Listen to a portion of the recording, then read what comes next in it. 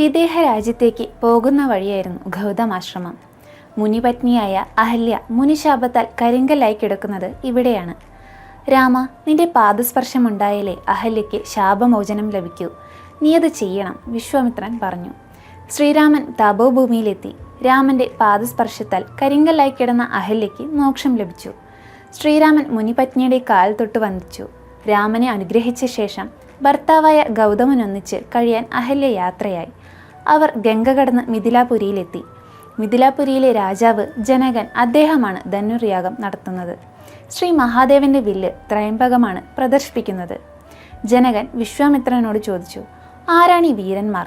ഇത് ദശരഥപുത്രന്മാരായ രാമനും ലക്ഷ്മണനുമാണ്. പരമേശ്വരന്റെ വില്ല് കാണാൻ ആഗ്രഹമുണ്ട്, അതിന് വന്നതാണ്. ശരി, ആരവിടെ വില്ല് കൊണ്ടുവരൂ, ജനകൻ കൽപ്പിച്ചു. അതാ വരുന്നു 5000 ആളുകൾ ചുമന്ന് ശിവഭഗവാന്റെ വില്ല് ത്രയംബകം. ഇതെനിക്ക് എടുക്കാമോ?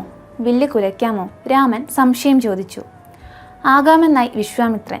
ചെറുപുഞ്ചിരിയോടെ ശ്രീരാമൻ വില്ലിനടുത്തേക്ക് വില്ലിനെ നമസ്കരിച്ചു നിന്നു. ഒരു നിമിഷം വില്ലെടുത്ത് കുലയ്ക്കാൻ ശ്രമിച്ചു. ഇടിവെട്ടുന്നത് പോലെ ഭയങ്കരമായ ശബ്ദം. എല്ലാവരും അന്താളിച്ചു.